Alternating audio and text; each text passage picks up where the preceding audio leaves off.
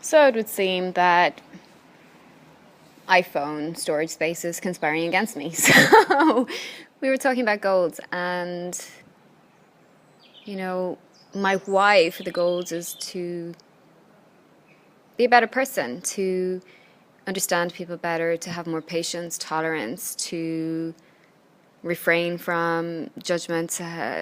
It's all about, well, I want to help people more.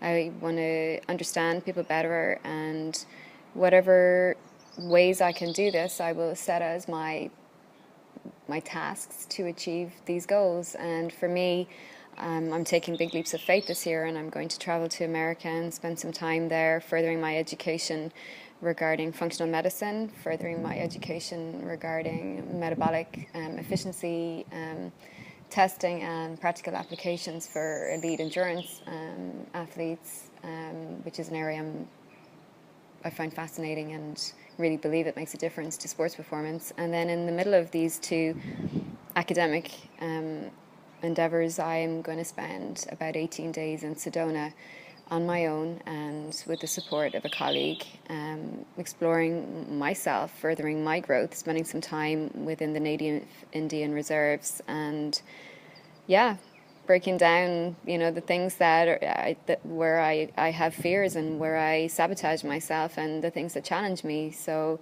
I'm really going into this with the intention of, really getting to the core of me.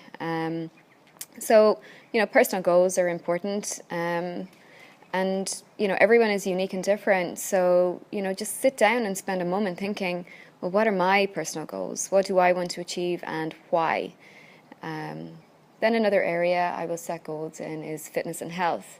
And the why is because I want to be healthy, I want to have energy, I want to set a good example, and I also want to understand, the daily practical challenges that people have when it comes to trying to incorporate a healthy diet and lifestyle into a busy working and family life. So I will set out the goals, I will set out some competitions for myself, and I will set a training diary in place.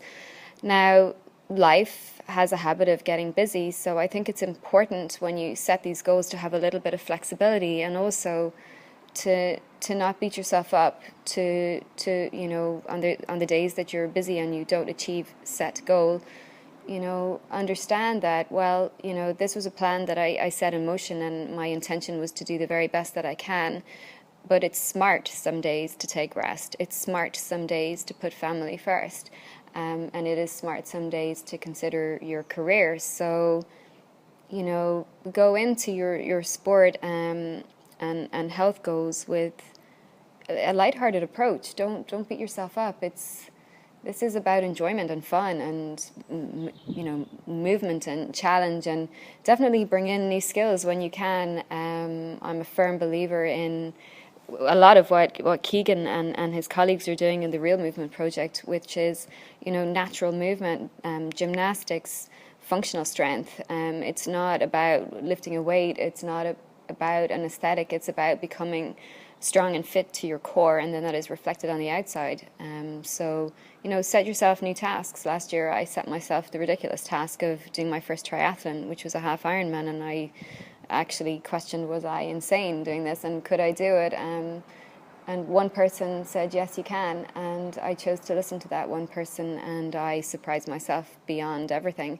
But my goal when I set this challenge wasn't to do a race in a set time. It was all about personal goals. It was about overcoming my anxieties around being around people and training with other people, and to never say no to an invitation of doing exercise with other people, to meet new people, to, I had loads and loads of goals, and it was one incredible journey that I am so grateful that I was encouraged to do, and I'm very thankful to my boyfriend and for all of the amazing athletes that I've met along the way. And I set a goal also of learning to bring forward this knowledge to my clients. So I really hope that I've achieved that goal for you, and I will continue on my quest for being the best that I can be when it comes to supporting athletes.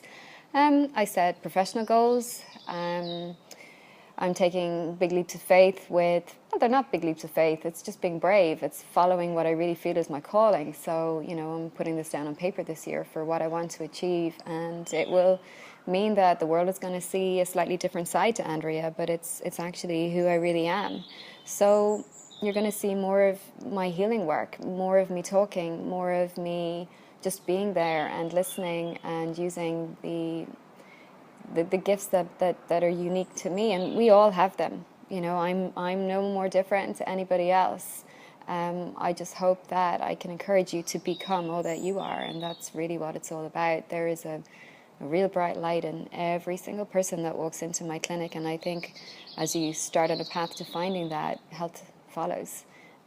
Abundance follows. You just feel that everything is clicked into place and life starts to make more sense.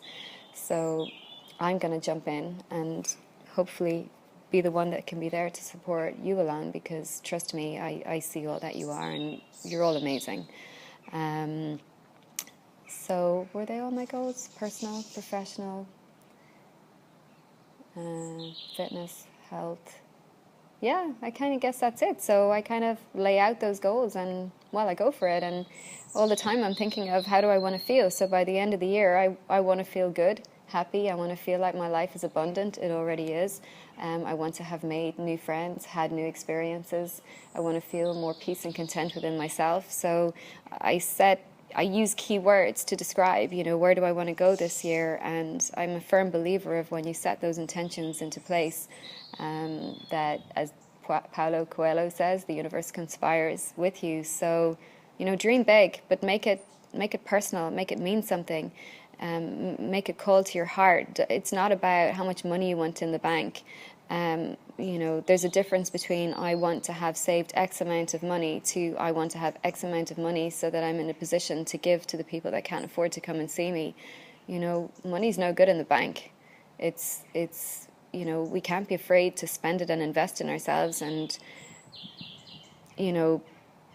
really think hard about what your goals are, and are you making them for you, or are you making them the way you should?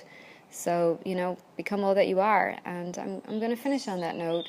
I want to wish you a peaceful and content Christmas, where you take a moment and really look at everything that's around you, and with that gratitude comes this whole big buzz in your heart where, you see this is what I have. I have a rich and wealthy life, and if you're seeing areas where you need change, well, that's information too. Embrace it.